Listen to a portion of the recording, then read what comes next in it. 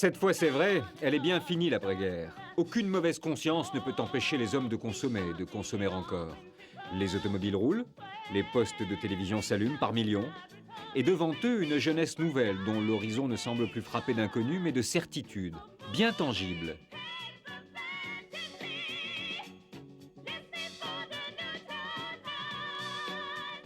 Pourtant, dans l'ambiance de cette époque, quelque chose encore porte un goût amer. C'est lointain sans doute, mais c'est toujours ce même goût de sang et de larmes. Là-bas, dans ce Vietnam, dévasté jour après jour, des hommes se battent. Certains savent pourquoi, d'autres non. La seule certitude, c'est qu'ils tuent et qu'ils meurent.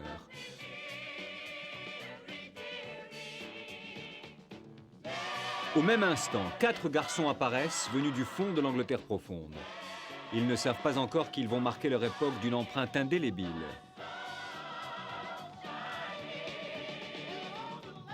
À Berlin, le mur sépare 2 mondes. L'époque s'aveugle de blanc sous la griffe d'André Courrèges.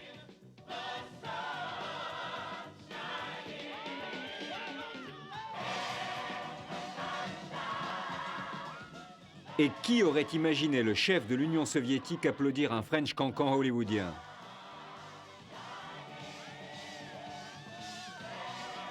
L'époque est aussi à ceux qui refusent la violence, même si elle s'exerce à leur encontre. Ils opposent, comme les sages d'Orient, les fleurs à la brutalité. Et ils rêvent. D'autres terres, d'autres cieux, comme rêvent ces hommes que l'époque envoie pour la première fois dans les espaces inconnus du cosmos.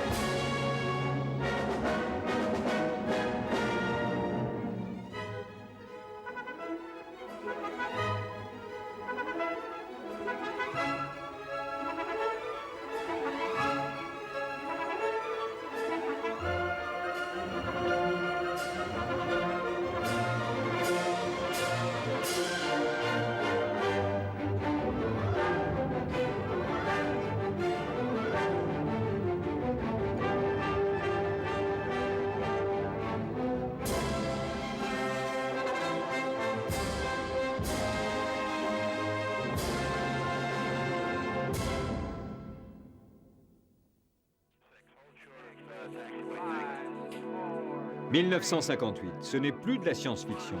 Désormais, l'espace commence à devenir familier. Déjà, une mode avant-gardiste naît.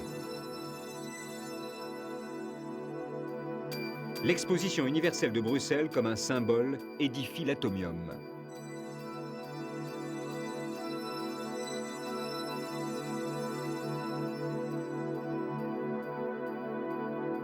Les visiteurs découvrent l'architecture industrielle, celle des usines et des centrales nucléaires.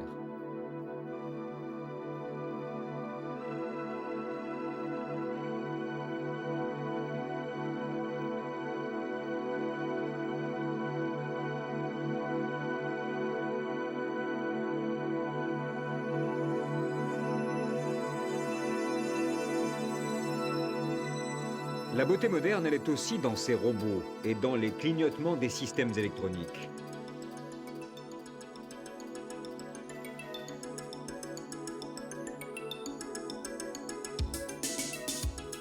Les effets du rayon laser fournissent les images neuves d'une force qui brise la matière et qui porte la chaleur à des dizaines de milliers de degrés. Et sous son action, le marbre se casse comme une vitre. D'autres ingénieurs, dans le même temps, retrouvent des sources d'énergie primitives. Ils captent l'énergie solaire au moyen de miroirs, comme le vieil Archimède, et l'apprivoisent dans des fours gigantesques. 180 miroirs suivent le mouvement de l'astre qui transmet ainsi sa chaleur. Déjà, la vie quotidienne s'empare des nouvelles techniques. En 1961, l'électronique transforme la machine à écrire. L'IBM à boules est né. Déjà, les premiers cerveaux artificiels des ordinateurs sont mis en place et déjà commence le règne de l'informatique qui attend sa miniaturisation dans ses armoires, aux plaquettes couvertes de mystérieux circuits imprimés. Déjà au Japon, les voyageurs se familiarisent avec des distributeurs de billets et un contrôle entièrement automatisé.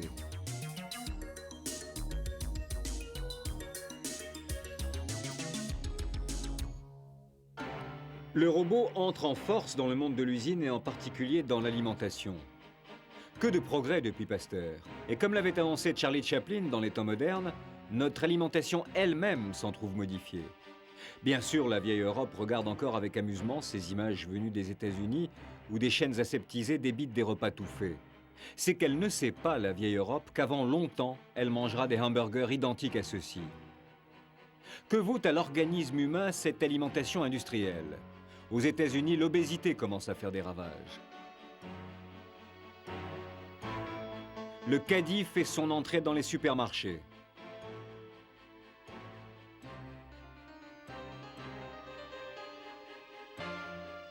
L'Europe achève, elle, sa triste reconstruction. Certains vendent encore les grands ensembles, dont d'autres commencent à dénoncer la laideur et les risques. Le Corbusier poursuit son rêve d'un urbanisme radieux à Marseille.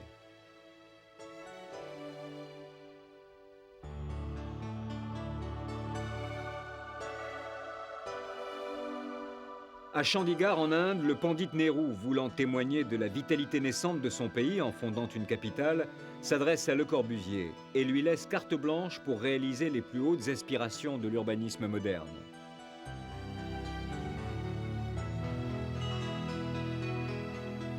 Le béton est roi sur la planète entière. En 1960, les architectes Lúcio Costa et Oscar Niemeyer créent au Brésil une nouvelle capitale, Brasilia, à l'écart de Rio et de Sao Paulo. Cette métropole moderne est née de la seule volonté gouvernementale. Le soir de son inauguration, les ouvriers qui l'ont construite, massés sur ses toits, la contemplent sous les feux d'artifice. Ils ne pourront jamais l'habiter. Partout ailleurs, l'homme s'intègre comme il peut dans ces grands ensembles. La jeunesse, elle, les fuit. C'est le temps des motos, des blousons noirs et de la violence.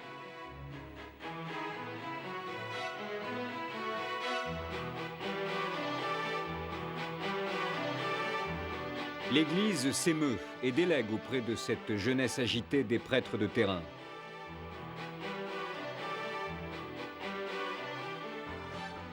Une nouvelle musique apparaît. Le temps est venu de l'ouverture de nouvelles boîtes où, dans une sono assourdissante, les adolescents cherchent un dérivatif à leur ennui.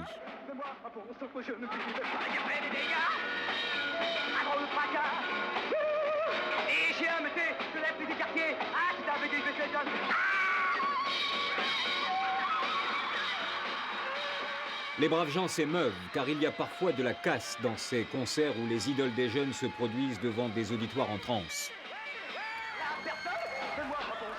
Johnny Hallyday chante sur les airs d'Elvis Presley.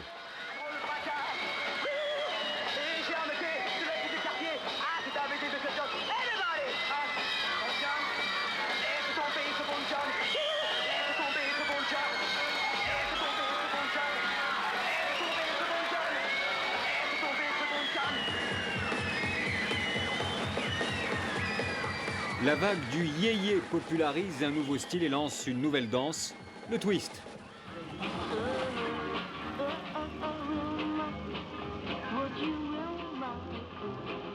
Cette musique ignore les frontières et le yéyé envahit même les pays communistes.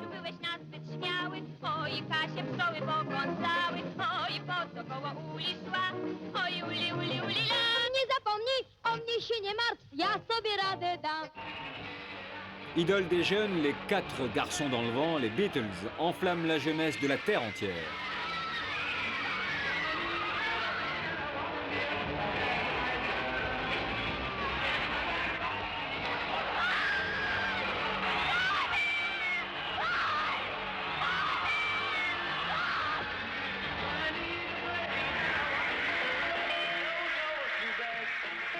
Le groupe rival, les Rolling Stones, déchaîne aussi les foules avec son chef charismatique, Mick Jagger.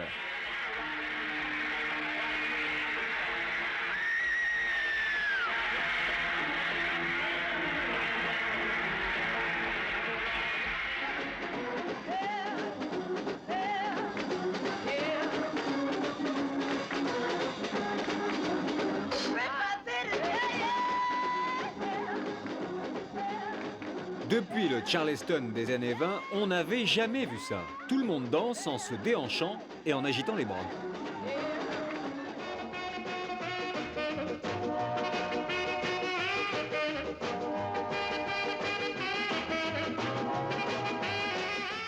C'est la grande époque de « Salut les copains ». Cependant que Jacques Brel crée ses plus grandes chansons. Avec de l'Italie qui descendrait l'Escaut, avec Frida la blonde quand elle devient Margot, quand les fils de novembre nous reviennent en mai, quand la plaine est fumante et tremble sous juillet, quand le vent est au rire, quand le vent est au blé, quand le vent est au sud, écoutez-le chanter le plat pays qui est le mien.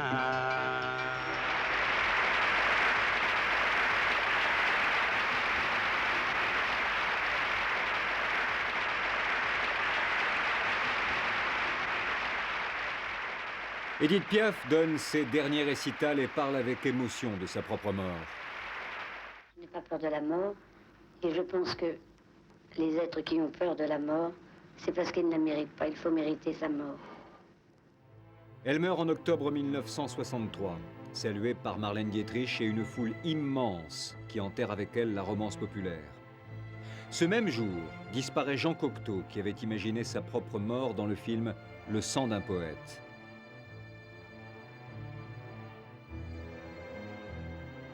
En 1960, Albert Camus s'était tué en voiture. Hemingway, lui, a choisi le suicide. Le Major Campbell, en tentant de battre son record du monde, se tue en 1967.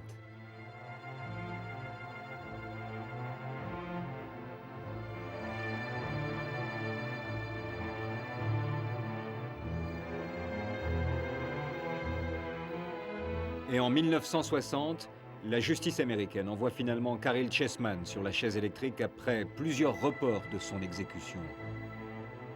Malcolm X, le leader des Panthères Noires, est tué lors d'une émeute en 1965. Churchill, le vieux lion, s'éteint en 1965.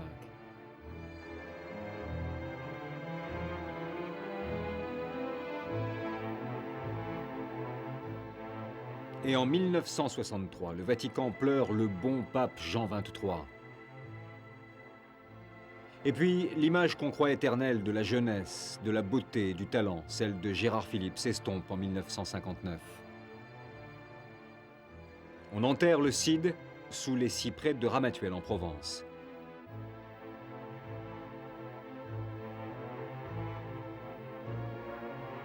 Marilyn, elle, trouve enfin le repos en 1962.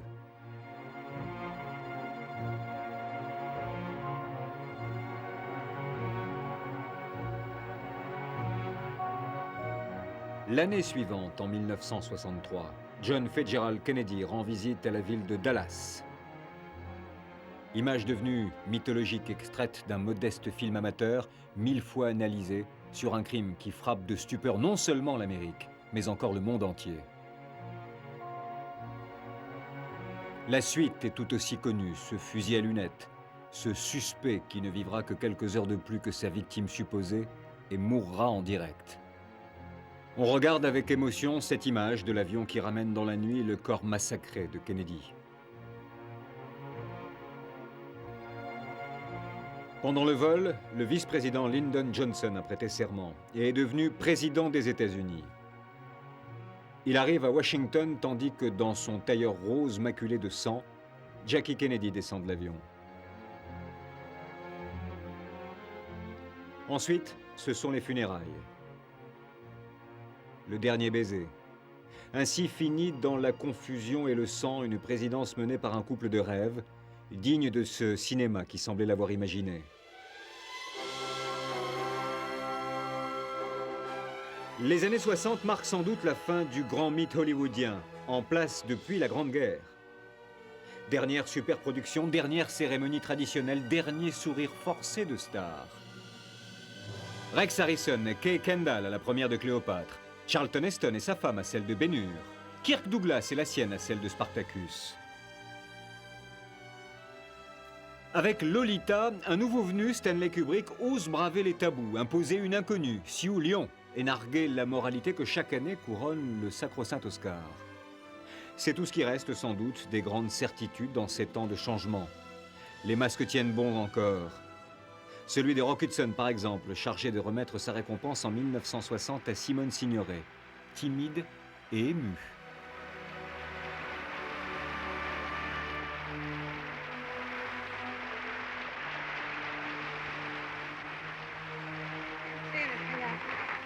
Oh, I thank you. I thank you so much. I wanted to be very dignified and all that. I can't. You can't imagine what it is for me being French. You can't imagine. Hollywood papote et médite autour des tables de gala. Il s'éprend une fois de plus de ces belles européennes comme Sophia Loren, future héroïne du Cid qui lui apporte sa beauté méditerranéenne. Il couronne d'un autre Oscar un autre Français, Jacques Tati, qui signe son chef-d'œuvre, Mon oncle. Le cinéma entre à l'Académie française en la personne de René Clair en 1960. C'est le temps des derniers grands mythes cinématographiques qui déplacent les foules. Le temps où, dans l'ancien palais des festivals de Cannes, on se passionne à la lecture des palmarès. Luchino Visconti, Richard Lester. Mais voici la nouvelle vague qui déferle en 59. François Truffaut, Jacques Demy, Jean-Luc Godard, Claude Chabrol. C'est l'année d'Orfeo Negro de Marcel Camus qui révèle la bossa nova brésilienne, qui veut dire justement nouvelle vague.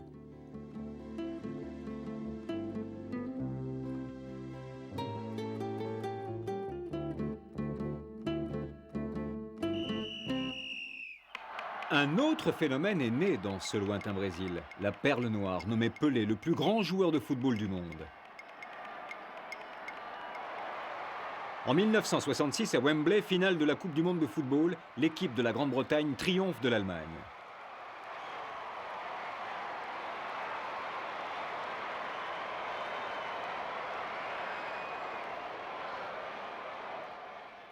Mais les matchs de football dégénèrent parfois. En 1964, à Lima, pour un but annulé, une émeute fera 320 morts.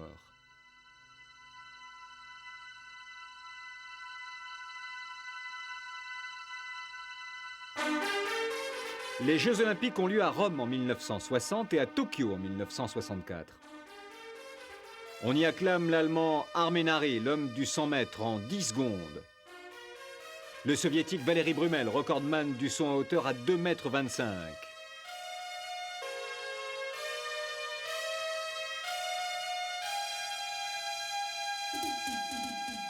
La gazelle noire, Vilma Rudolph, 3 fois médaille d'or à Rome.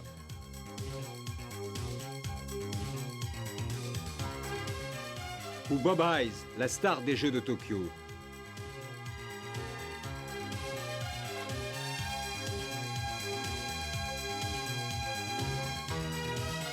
Ou bien encore l'Éthiopien Abebe Bikila, entrant dans la légende à Rome après un marathon historique.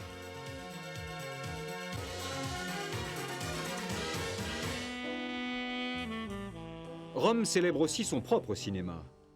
Federico Fellini y tourne en 1960 son film clé, La Dolce Vita, en immortalisant la Suédoise Anita Ekberg qui se baigne en robe du soir dans la fontaine de Trévi.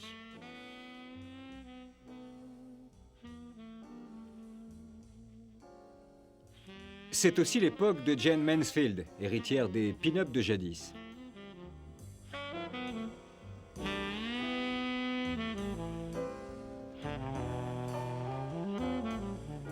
L'Europe envoie en 1962 la Joconde aux États-Unis. Le chef-d'œuvre de Vinci, accompagné par André Malraux, ministre de la Culture de France, est l'invité d'honneur d'une grande partie à la Maison-Blanche. En 1959, on inaugure le musée Guggenheim de Frank Lloyd Wright à New York, où jaillit le pop art de la rue et de la publicité.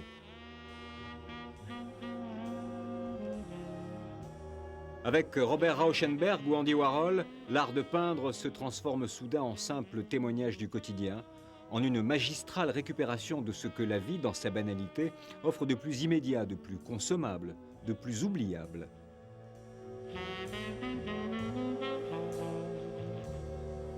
Comme ces repas pour chiens dont la mode commence à se répandre à New York, saisissant raccourcis des dérives d'une société suralimentée. En 1965, une énorme panne prive New York d'électricité et suscite une panique générale.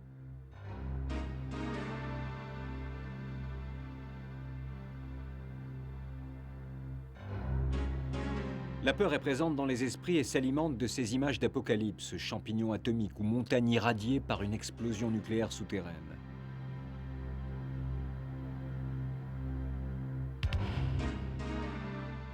Les abris individuels anti-atomiques font leur apparition aux États-Unis. Tout y est prévu pour survivre et même pour vivre.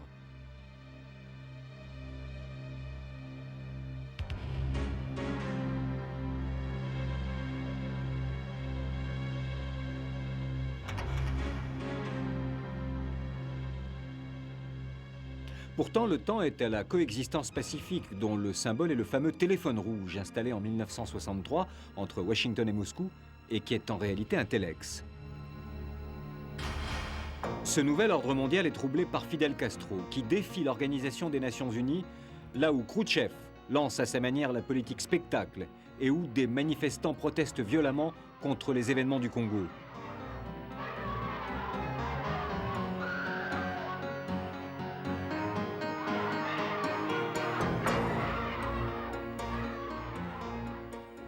On n'en a pas fini avec le problème noir aux États-Unis. Les universités du Sud continuent de refuser l'entrée des étudiants de couleur. Un grand leader apparaît, Martin Luther King. La vieille Amérique sudiste s'enflamme. La population noire extrémiste y répond dès 1965 par des émeutes à Watts, à Harlem, à Rochester, à Detroit.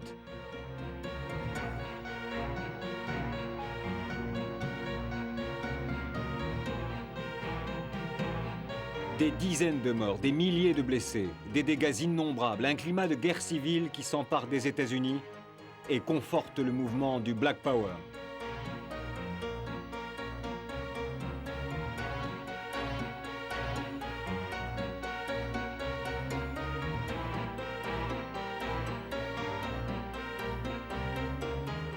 En juillet 1964, Lyndon Johnson signe la loi américaine sur les droits civiques en présence de Martin Luther King. Quelques mois plus tôt, la Grande Marche de Washington avait réuni sans incident près de 300 000 manifestants pour l'égalité des droits, dont le chanteur Harry Belafonte, marchant jusqu'aux portes de la Maison-Blanche.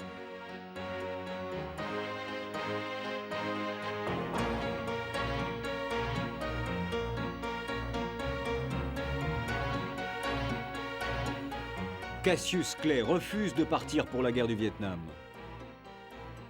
D'autres brûlent publiquement leur livret militaire. Un mot d'ordre soudain part de cette révolte et parcourt le monde. Faites l'amour, pas la guerre.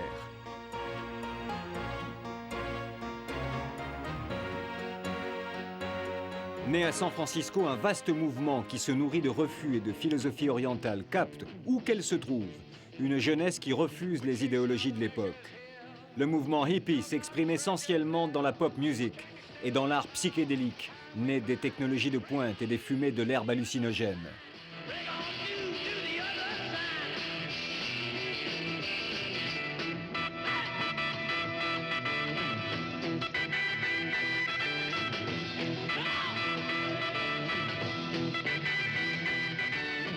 Cette jeunesse se retrouve tout entière dans les héros de la comédie musicale Hair, un spectacle où toutes les libertés se trouvent revendiquées au nom d'un amour universel. Une mode vestimentaire jaillit de ce mouvement. Les garçons, nouveaux romantiques, adoptent les cheveux longs, tandis que les posters envahissent les chambres d'étudiants. À Londres, Mary Quant invente la mini-jupe.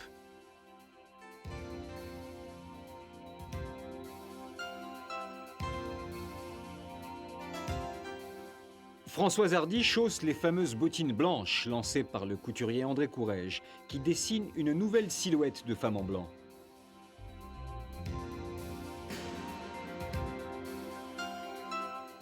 Cette nouvelle mode fait fureur à Saint-Tropez.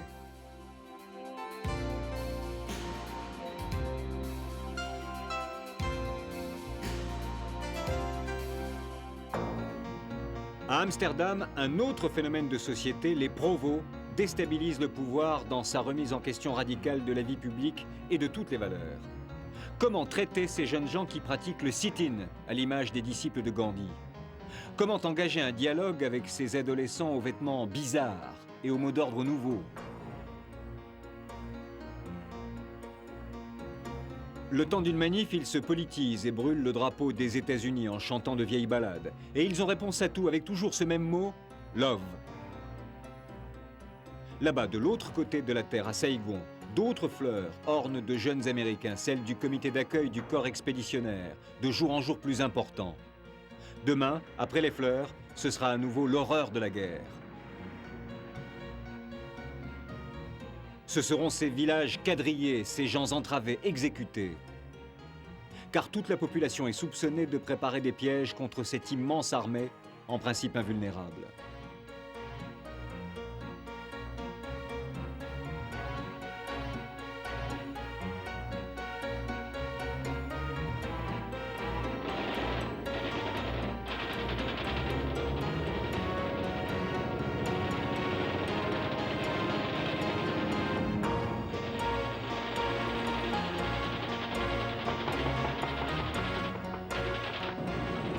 L'Amérique soudain découvre que des milliers de ses fils tombent là-bas, et elle ne sait plus très bien pourquoi.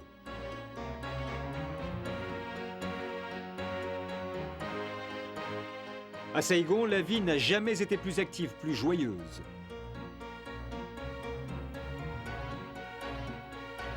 On y danse sur un volcan. Les jeunes Vietnamiens ont avec la guerre le rock à domicile, et il y a encore de beaux jours pour la prostitution.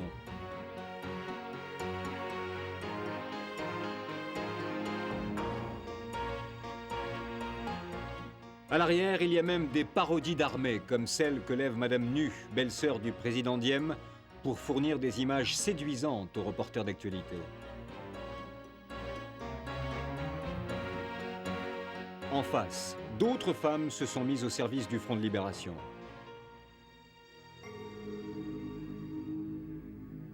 Entre ces deux camps, les bonzes restent encore silencieux. Jusqu'au premier suicide par le feu afin de protester contre le pouvoir corrompu de Ngo Diem. Il sera suivi de nombreux autres, révérés par le peuple comme des martyrs.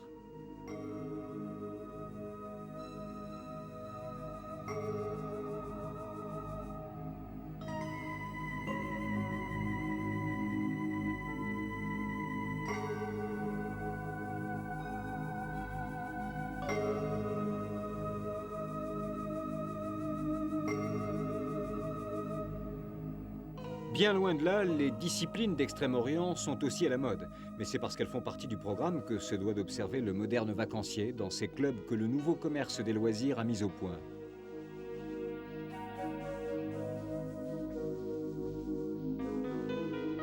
Sun, Sex and Sea, tel est le nouveau mot d'ordre de ceux qui ont choisi de profiter de la société de consommation. Les plaisirs balnéaires se démocratisent et font la fortune des promoteurs immobiliers, particulièrement sur les côtes d'Espagne.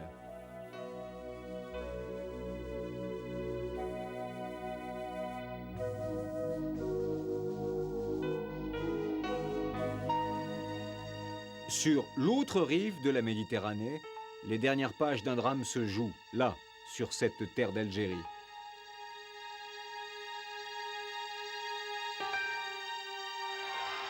Un interminable et sanglant dernier acte où deux communautés, jour après jour, un peu plus dressées l'une contre l'autre, en viennent à un affrontement aveugle.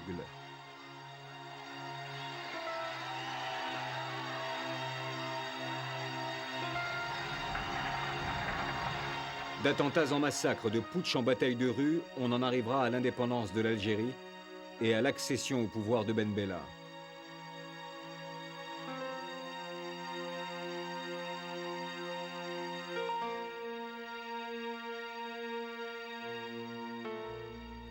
Pour les pieds noirs qui se sentent trahis, c'est la route de l'exil vers la métropole. À Berlin, c'est le face-à-face de deux mondes. De l'Est, chaque jour, des centaines d'opposants passent à l'Ouest, une véritable hémorragie.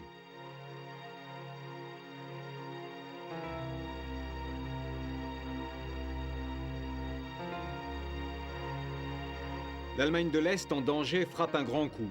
Elle dresse, le 13 août 1961, un mur qui coupe Berlin en deux, le mur de la honte.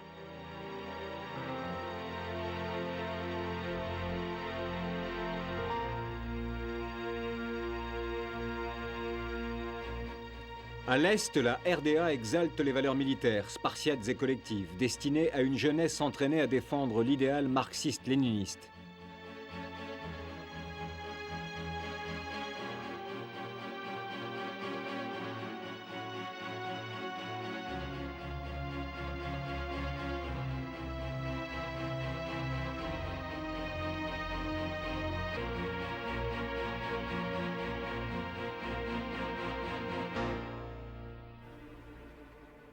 À l'ouest, Berlin exhibe sa vitrine d'un monde de jouissance, nostalgique d'un certain passé, valses romantiques et inscriptions antisémites.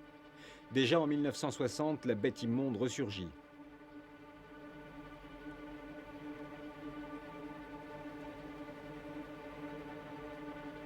Déjà, des nostalgiques du Grand Reich défilent, bannières au vent, décorations nazies ressorties. Déjà, des forces s'unissent pour protester contre l'inacceptable.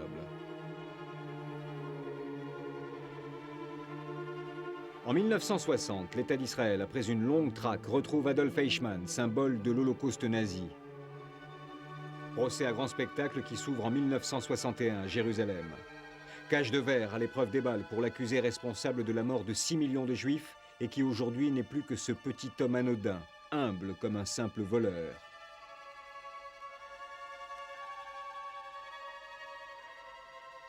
D'autres s'en tireront mieux.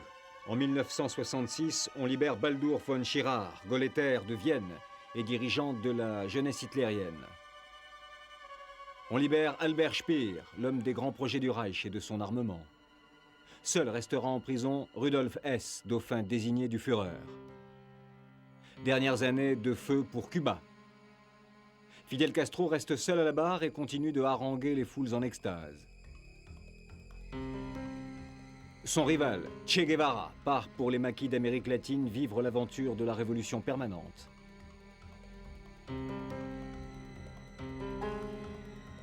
Son image entre dans la légende et ses posters envahissent les murs des derniers romantiques de la Révolution.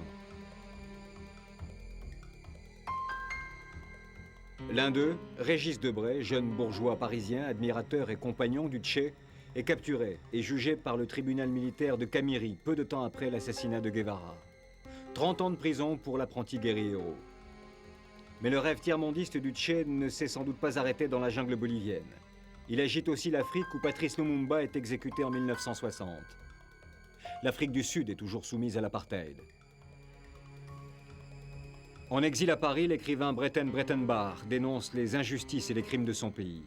Mais que peuvent les appels d'un intellectuel exilé contre une population de colons blancs attachés à leurs privilèges? Hendrik French Verwoerd est le champion des ségrégationnistes, le triomphateur des votes massifs des Blancs. Il tombera en 1966, assassiné par un déséquilibré mental blanc.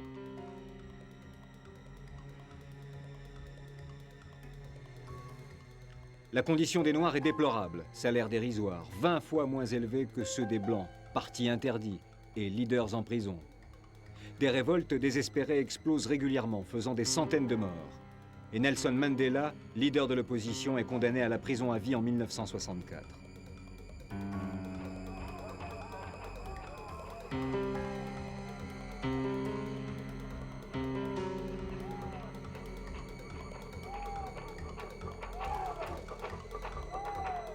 Au milieu de ces convulsions, l'Afrique vit sa décolonisation et André Malraux inaugure en 1966 à Dakar le premier festival mondial de l'art nègre.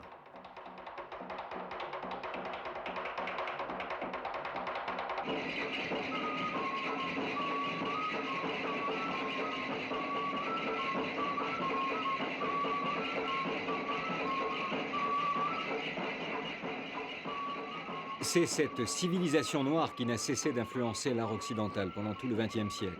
Particulièrement Picasso, célébré la même année par une grande exposition en forme d'hommage.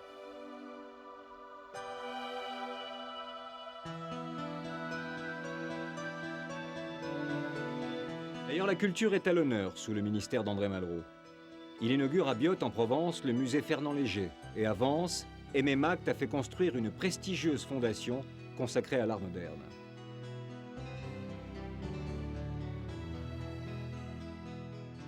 Marc Chagall y travaille sur des mosaïques, après avoir offert à la France en 1964, à la demande d'André Malraux, un nouveau plafond pour l'Opéra de Paris, où arrive Maria Callas pour la première de Médée, mise en scène par Pasolini. Françoise Sagan, elle, continue à écrire, tandis que Salvador Dali, dans sa maison de Cadaqués, s'agite en démonstration publicitaire. Toutes les audaces sont permises, les excès les plus provocateurs trouvent immédiatement leur cote à la bourse des valeurs. De nouveaux créateurs comme Armand, avec ses objets détruits, ou Yves Klein, avec ses empreintes humaines, sont les nouvelles célébrités de l'art moderne.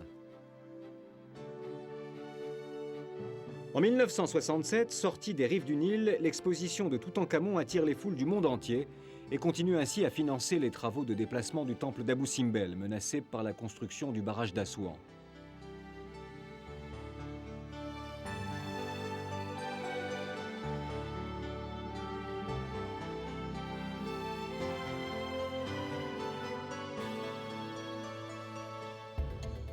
C'est ce barrage que Nasser et Khrouchtchev inaugurent en 1964.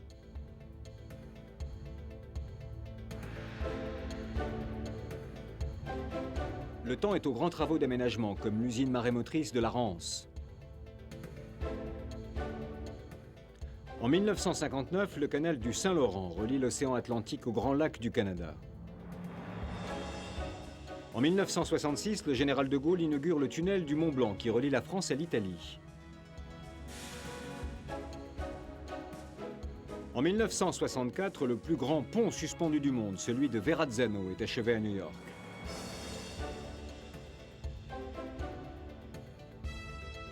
Et puis surtout, c'est le temps du pétrole, le sang du monde, cette manne dont les États arabes sont les principaux détenteurs. On le traque jusque dans les mers du Nord, à grand renfort de plateformes futuristes, que la catastrophe écologique sans précédent du Torrey Canyon en 1967 ne peut interrompre. 119 000 tonnes de brut répandues dans l'océan, échappées d'un super pétrolier et qui vont polluer pour longtemps les côtes.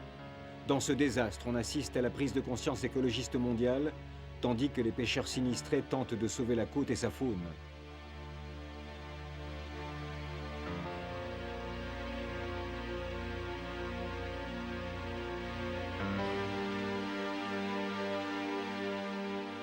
En 1966, en Italie, les eaux de l'Arno débordent et la boue envahit Florence, détruisant des centaines d'œuvres d'art dans les caves des musées. En France, 400 morts à Fréjus en décembre 1959. Le barrage de Malpasset a cédé, libérant des millions de mètres cubes d'eau dans l'étroite vallée.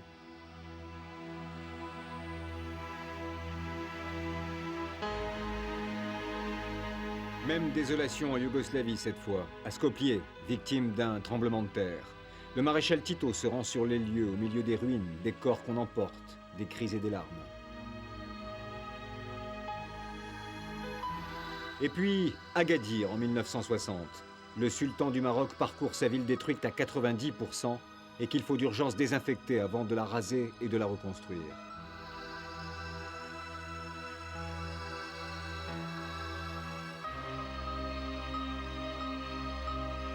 Plus de 3000 morts enterrés en hâte dans la panique d'une épidémie peut-être encore plus meurtrière que le séisme. Au Japon, en 1959, c'est la fureur du typhon Vera, la litanie des désastres, 1000 digues détruites, 1800 ponts coupés, 300 000 sans-abri, 6000 blessés, 3600 morts.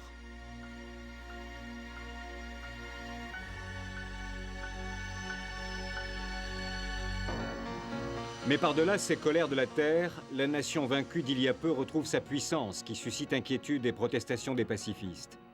Les manifestations se succèdent, la violence est partout. Une violence en direct, comme le 12 octobre 1960, où un étudiant d'extrême droite assassine devant les caméras le leader socialiste Inajiro Asanuma.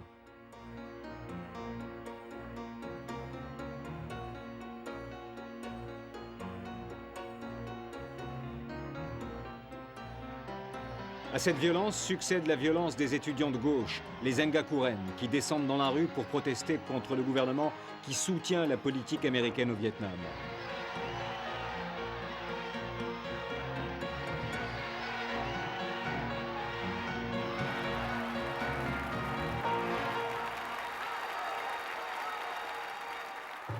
Néanmoins, le pays connaît une renaissance vertigineuse, une explosion économique qui étonne les participants des Jeux Olympiques de 1964.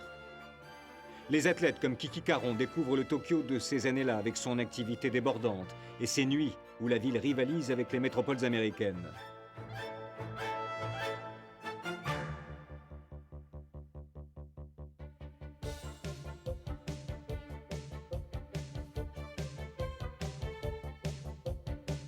Au village olympique, le Japon diffuse aussi ses traditions à la télévision, et par exemple son théâtre kabuki. Lors de l'inauguration, le porteur de la flamme olympique, un athlète japonais, symbolise la renaissance de son pays.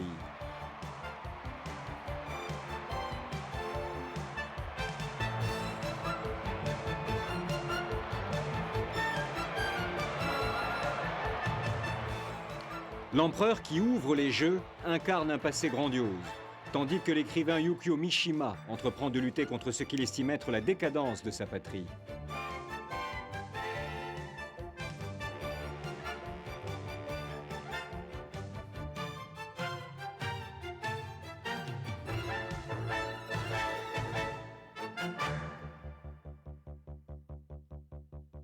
Mais la vraie force du Japon, c'est le travail de ses habitants, c'est sa cellule familiale.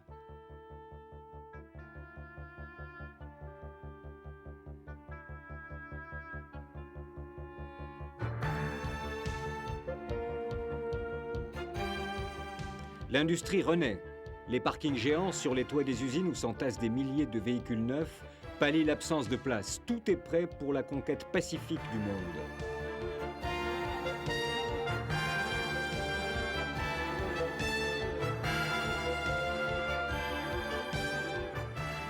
Dans les usines, les ouvriers ont un rythme de travail inconnu en Occident.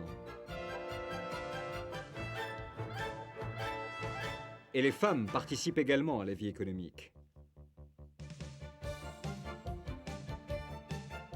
C'est le système économique et social fondé sur une meilleure organisation du travail qui permet au Japon d'inonder le marché mondial et de sauter d'un bond du 19e siècle au 21e siècle. Résultat, en quelques années, des noms comme Mitsubishi, Honda, Sony ou d'autres deviennent célèbres dans le monde entier. C'est le Japon qui détient le record absolu de tirage des journaux comme Asahi Shimbun. Car les Japonais consacrent un temps particulièrement important à la lecture et surtout à la formation.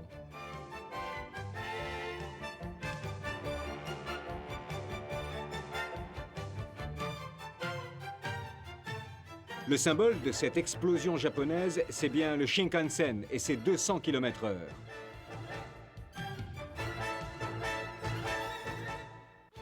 Autre transport du futur, cette fois-ci en Europe, l'Hovercraft, qui réalise avec son coussin d'air un vieux rêve amphibie.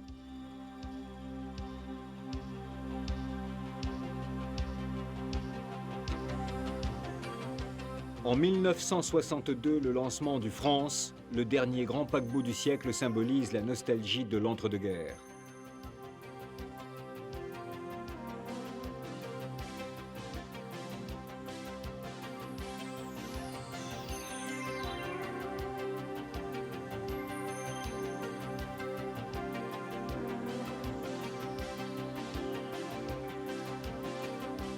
La nouvelle compétition, c'est la course en solitaire. Pour sa première traversée de l'Atlantique en 28 jours, Eric Tabarly pulvérise en juin 1964 tous les records. Le précédent détenteur était l'Anglais Sir Francis Chichester, qui avait accompli le même exploit et que la reine ennoblit selon la tradition ancestrale.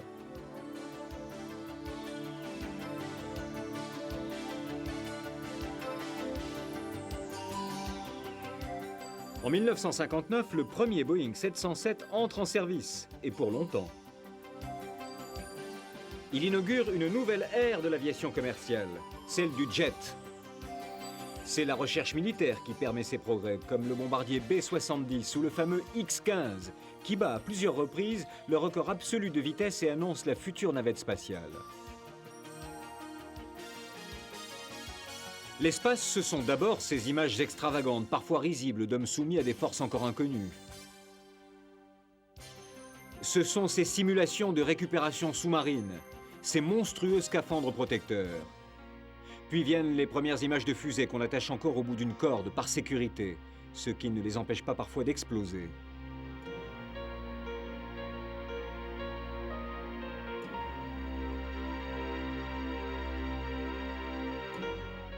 Et puis, c'est le grand moment. C'est Explorer, c'est Echo, c'est Pioneer, c'est Mercury, c'est Atlas ou Orbiter, dans leur panache de flammes. L'URSS a 5 ans d'avance sur les États-Unis. Il faut combler le retard. Et Cap Canaveral, qui s'appellera bientôt Cap Kennedy, commence à talonner Baïkonour. Avant les hommes, il faut essayer les animaux.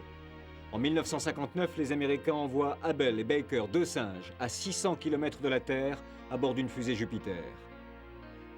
En 1961, Sputnik 5 ramène au sol Pelka et Strelka, les toutous du cosmos.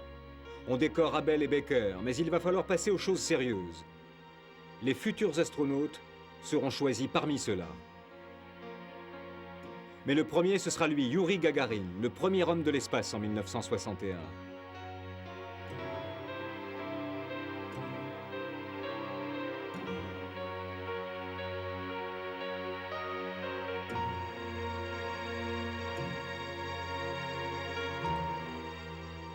Le premier Américain, ce sera John Glenn en 1962. Le deuxième soviétique, ce sera German Titov, qui a droit, lui, au baiser à la russe de Nikita Khrouchtchev et à l'accolade fraternelle de Gagarine.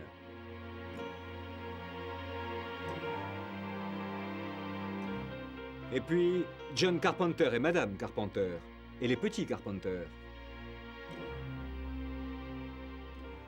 En 1962, Khrouchtchev parle avec Adrian Nikolaev dans son Vostok 3.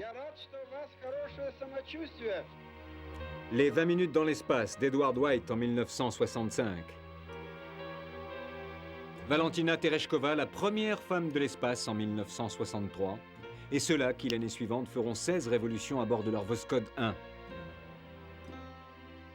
1965, on récupère Walter Schirra et Tom Stafford à bord de leur capsule.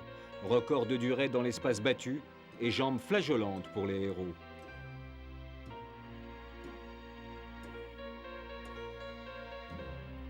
« 1965. Cette fois-ci, c'est Brejnev qui est au téléphone et qui dialogue avec des cosmonautes. En 1966, Neil Armstrong, qui n'a pas encore marché sur la Lune, accompagné de David Scott, rate un rendez-vous spatial. Un peu d'amertume, mais ce n'est rien à côté de l'immense affliction qui salue la mémoire de Vladimir Komarov, le premier mort de l'espace en 1967.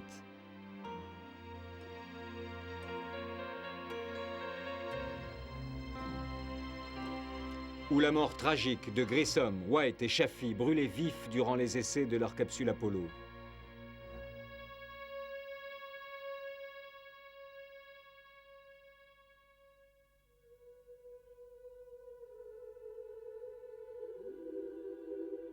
Ces mêmes années 60 sont celles du renouveau religieux. Jean XXIII inaugure en 1962, selon le cérémonial ancestral, le Concile Vatican II, qui est une véritable remise en question de l'Église catholique et son adaptation au monde moderne.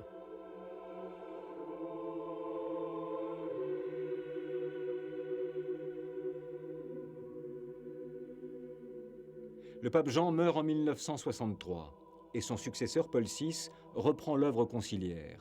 L'œcuménisme est en marche qui va reconnaître bientôt la légitimité des églises chrétiennes non catholiques. On reconnaît aussi l'apostolat des laïcs et l'on adopte de nouvelles formes de liturgie.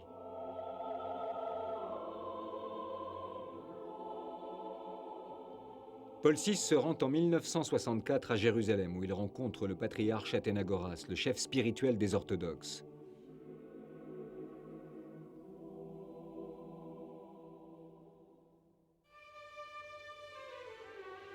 La même année, Constantin de Grèce épouse Anne-Marie du Danemark.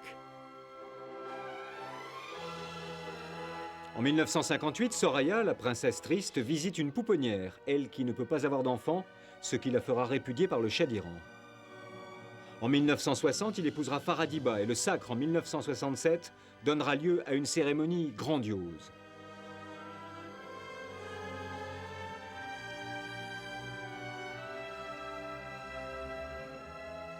Le conte de fées de la petite étudiante des Beaux-Arts, soudain chargée de la tiare des impératrices de l'antique Perse, émeut le monde entier.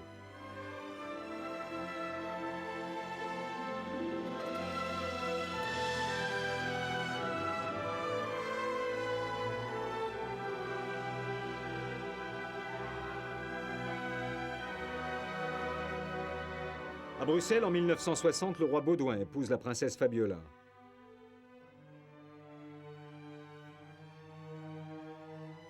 En 1962, Juan Carlos, qui deviendra roi d'Espagne, épouse Sophie de Grèce. En 1966, Béatrix des Pays-Bas et l'Allemand Klaus von Hansberg se marient.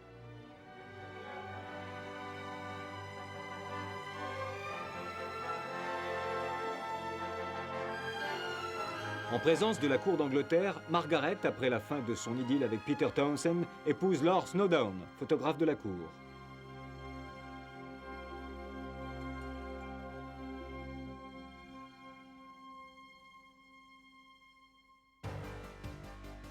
C'est dans cette même Angleterre qu'éclate en 1963 le scandale Profumo, du nom du ministre de la Défense, accusé d'une liaison avec une call girl, Christine Keller, elle-même soupçonnée d'être manipulée par le KGB. Autre scandale, celui du Spiegel en Allemagne, menacé en 1962 pour sa liberté de ton.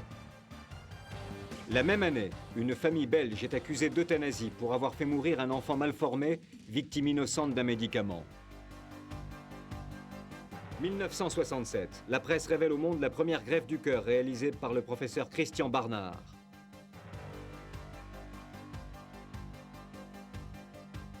Mais plus que la presse écrite, c'est maintenant la télévision qui fait et défait les opinions, et par là même les pouvoirs, en faisant parfois basculer l'histoire. On peut le constater en novembre 1960 aux États-Unis, quand à quelques jours du scrutin, lors d'un débat télévisé particulièrement tendu, John Fitzgerald Kennedy, le candidat démocrate, déstabilise en direct devant des dizaines de millions de téléspectateurs le républicain Richard Nixon. Le débat politique ne pourra plus se passer de la télévision. Désormais, grâce aux satellites de télécommunication, les images et parfois les idées parcourent le monde et le transforment en un village. C'est cependant devant de primitifs panneaux peints à la main, les Dazibao, qu'éclate en 1966 l'une des plus incroyables aventures politiques de la décennie, la révolution culturelle chinoise.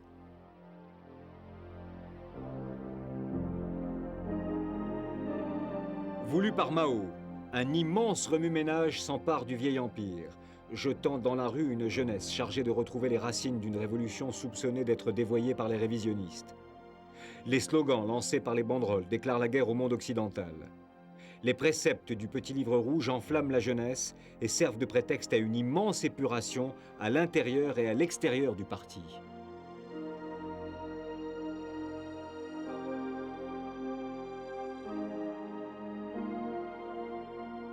C'est l'acte ultime de cet homme, légende vivante, qui salue des foules extasiées, massées sur la place Tiananmen.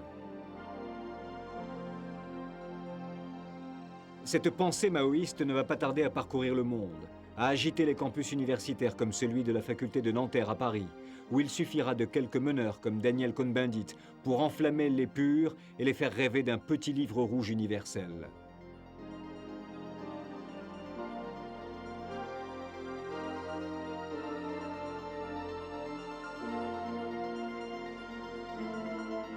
c'est que la jeunesse ne se reconnaît déjà plus dans le vieux monde égoïste et jouisseur. Elle aspire à s'échapper, à s'envoler par tous les moyens possibles et à retrouver quelque chose de plus fraternel, de plus vaste, de plus généreux. C'est ce que chante la voix de Joan Baez.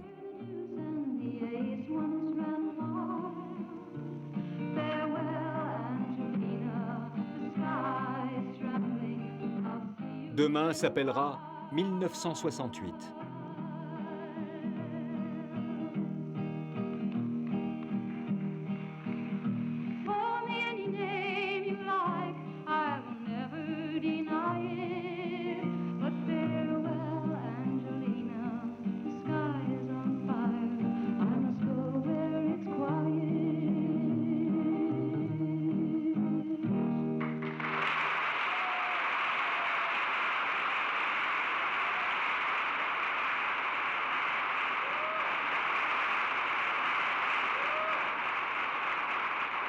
Just